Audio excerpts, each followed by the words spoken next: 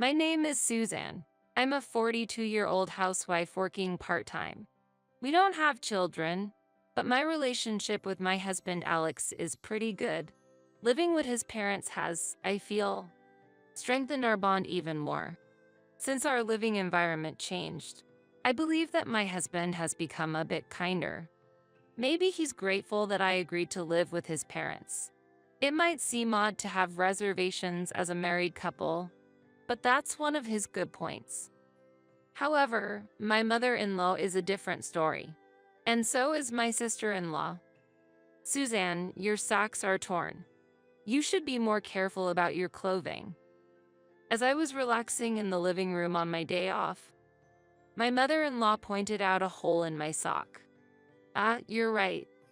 I need to throw these away. I quickly took off my socks, but my mother-in-law laughed mockingly. Wearing torn socks, Suzanne? What kind of family did you grow up in? Or do you not have money for new socks? Even though you don't have children and you're working so hard. Not noticing the anger in my face, my mother-in-law lifted her shopping bags happily. Anyway, look at this. I bought new clothes and accessories for a trip with Michelle.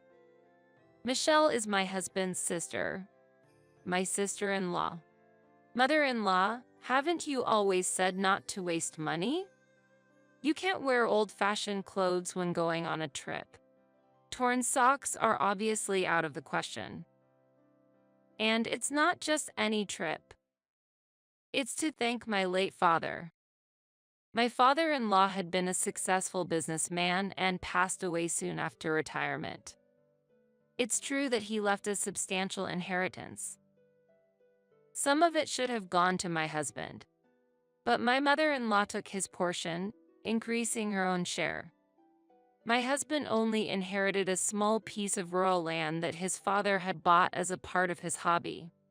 My mother-in-law's comfortable life is thanks to my husband's good grace. I wonder if she understands that? Suzanne, do you really think you have a right to complain about someone else's shopping? You're living here without paying rent. My sister-in-law visits the house almost every weekend.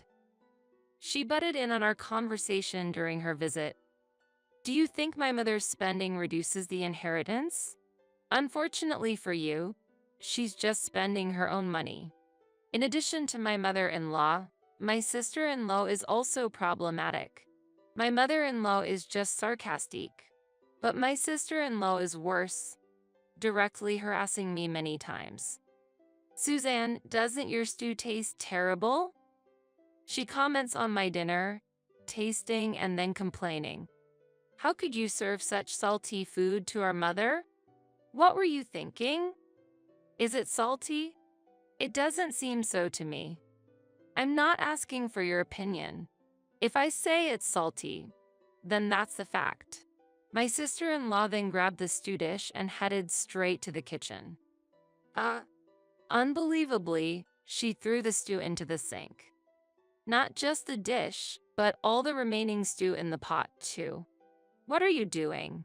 I was going to serve that for dinner when my husband comes home from work. Eating such a salty stew could make Alex sick, too. I threw it out for the family's sake. Since you're just staying here, not doing anything else, you should cook better meals. My mother-in-law ignored Michelle's harassment and looked away. This is really awful. Alex and I do live here, but there's a valid reason for it. That's right. You're living here to save on rent, aren't you? Just squatting here. But taking over this house as if it's your own, that's out of the question. It's not acceptable. Michelle always shows this kind of hostility towards me. She carelessly throws away my cooking, deliberately breaks my belongings, or accidentally disposes of them. Of course, my mother-in-law doesn't react to these things. She says nothing, even when Michelle does something terrible. This kind of behavior happens only when Alex is not around. She knows that the problem would escalate if Alex were here. I've thought about telling Alex about Michelle's behavior, but I don't want to trouble him, so I keep quiet about it. Maybe Michelle feels insecure. She might worry that us living in this house could affect the inheritance distribution when my mother-in-law passes away. I don't think there's any need to worry about that, and I had faith that someday she would understand. But maybe I'm too optimistic. One day, something unbelievable happened. On a holiday, while my mother-in-law was watching TV and I was cleaning, the doorbell rang. "Yes, please come in." "Sorry to keep you waiting. We're the movers." A young man's voice came through the intercom. "Movers? We don't have any moves scheduled. Are you sure you're not mistaken?" As I opened the door to talk, the movers suddenly entered the house, bringing in many boxes. "What is this?" "We're here to deliver your items. Please check the delivery slip." Holding the delivery slip, I was shocked to see it was indeed addressed to our house. Seeing the sender's name, I was astonished. It was Michelle's name. "Mother-in-law." I quickly asked the movers to stop and inquired about the situation with my mother-in-law. "What's going on? Is Michelle moving in here?" My mother-in-law looked away and up at the sky as she answered. "Oh, well, I forgot to tell you. Truthfully, Michelle is moving into this house." "What?" My mother-in-law continued explaining in an indifferent manner.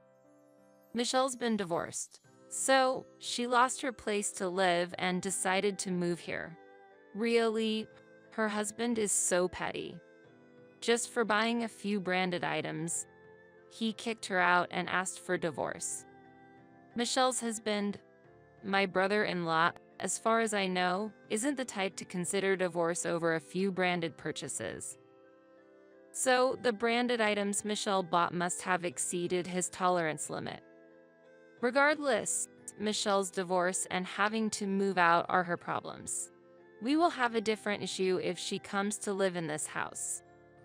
"Mother-in-law, why didn't you discuss this with us earlier? Does Alex know?" "He doesn't know. I knew he would object if we talked about it." "Of course he would. What are you talking about? Even if Michelle comes here, we don't have spare rooms, do we?" "About that." Suddenly, there was noise at the front door. "Oh, the luggage is here already? Then hurry up and bring it in. It's in the way if you just leave it at the entrance. Please, keep working quickly." Michelle appeared with the movers. "Michelle, what is this about? We weren't informed about any sudden plans for you to move in. It was decided suddenly. Of course, my mother knows about it. If the owner of the house agrees, then there's no problem." The owner of the house is indeed my mother-in-law, but making such a decision suddenly without the rest of the family's consent is unacceptable. And why can't I return to the house I was born and raised in? You're just an outsider. You're just living here as Alex's wife. Still, it's a problem if you suddenly show up. We don't have enough rooms. Where do you plan to stay? Obviously, I'll use your bedroom. What? Don't you understand? That means you need to leave the house. There's no reason for us to live together now that I'm back. You suddenly came here after my father passed away. But Mother isn't an elderly person needing care yet. I know you're just pretending to take care of her to save on rent and living expenses. How could Michelle have such a misunderstanding? We're paying as much as $2,700 per month for this house, including rent. I tried to argue, but Michelle ignored me and turned back to my mother-in-law. Don't worry, Mother. Your daughter has returned to you. I'll take care of you when you need it. With those words, Michelle entered our bedroom and began pulling things out of the closet. What are you doing? Please stop. I need space for my things. Look, there are many cardboard boxes, so pack your clothes in them. You're moving out soon anyway, right? Using these boxes is quite eco-friendly. Moving out? Yes, unfortunately, your freeloading days end here. I'm going to live here with my mother from now on. Freeloaders who don't pay rent should leave. Michelle grabbed a travel bag from the closet and threw it at me. Now, pack your things in that bag. Michelle pointed and laughed at me. The pain from the bag hitting me was nothing compared to the anger boiling inside me. Fine. I'll discuss it with Alex and leave as soon as possible. In my mind, I wanted to warn Michelle and the mother-in-law of the consequences that would fall upon them. But seeing her smug face, that thought flew away. It was time to reveal the truth. Please, don't regret this. There's no way I'll regret it. Once you leave, I'll be able to begin a peaceful life with my mother. Ignoring Michelle, I stood up and walked out of the front door. I then immediately contacted Alex. Hello, Alex. The time has come to put our plan into action. Pretending to be submissive, I had actually been preparing to give Michelle and my mother-in-law a taste of their own medicine. 3 months later, Alex and I were spending a peaceful holiday together in our new apartment for the first time in a while. Suddenly, Alex's phone started ringing. Hello. Yes. Alex. It seemed that the caller was Michelle, Alex's sister. Her voice was so loud that we could hear her clearly without even using the speakerphone. What's going on? Mother's bank account is empty. I can't believe it. Did you take her money while living with her? Michelle's voice was filled with anger, but Alex remained calm as he responded. Please don't say such groundless things. You know that's not possible. Then why is the money gone? What happened to the inheritance from Dad? So that's it. Michelle completely misunderstood the situation. Looking at Alex, he seemed to be thinking the same thing. Michelle, where did you get that idea? Mother never had much money to begin with. What? The family home and land are valuable, yes, but she had almost no financial assets. When we settled the inheritance, our mother got the house, I got some old house in the countryside, and you received the rest of the financial assets. But there should have been some money left. There was a little, but Mother spent almost all of it. This was the truth. Like Michelle, who went on a shopping spree with branded goods and got divorced, my mother-in-law was also quite a spendthrift. Having land and a house doesn't help if you lack the cash for daily expenses. My mother-in-law, being a housewife, would quickly deplete any small savings with her spending habits. That's why we managed her living expenses while living together, keeping a close eye on her extravagant spending. But it seems that Mother spent her savings on buying herself luxuries. Money is not bottomless. It is bound to run out eventually. That's a lie. I heard that Mother said she let you live with her because you had a poor income. She was letting you stay for free. I don't know what Mother said, but that's all a misunderstanding. We paid all the living expenses and utility bills while living there.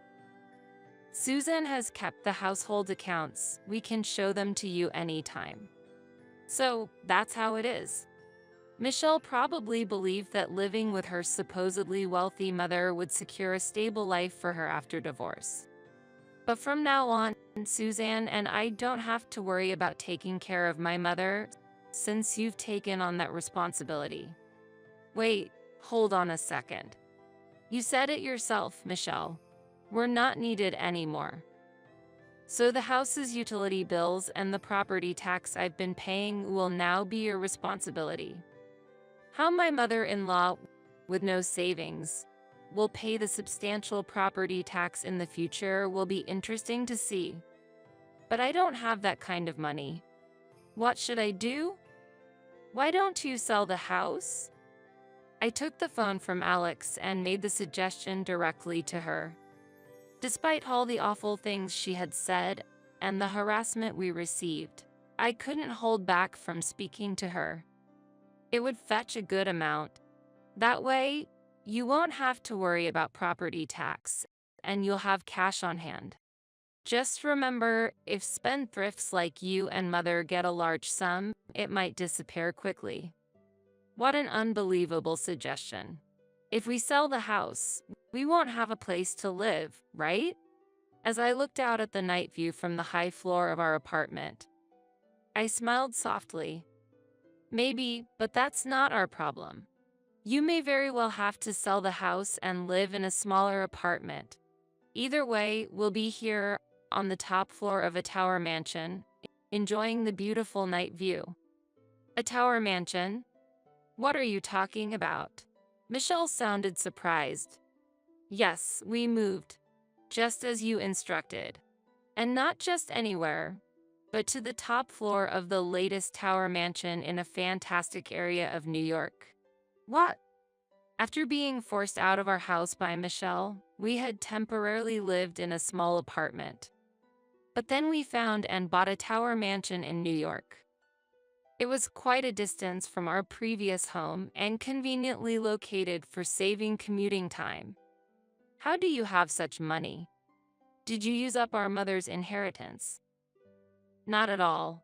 The old house in the countryside that Alex inherited from his father sold for a surprisingly high price. That old house. Why? Michelle sounded shocked. She couldn't imagine that an old country house could be valuable.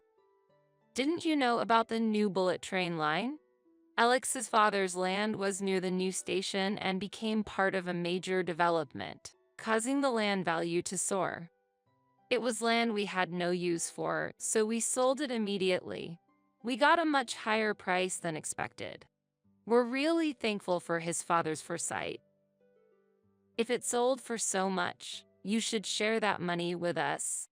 But when we were settling the inheritance, you agreed that the land was worthless, didn't you? You said you didn't need that rural land because it had no value. Value increases after the inheritance has been settled do not affect how they were divided. If you really want to try and revisit the division of assets, feel free to sue. We're ready anytime. Michelle fell silent. She probably realized she couldn't win in a lawsuit.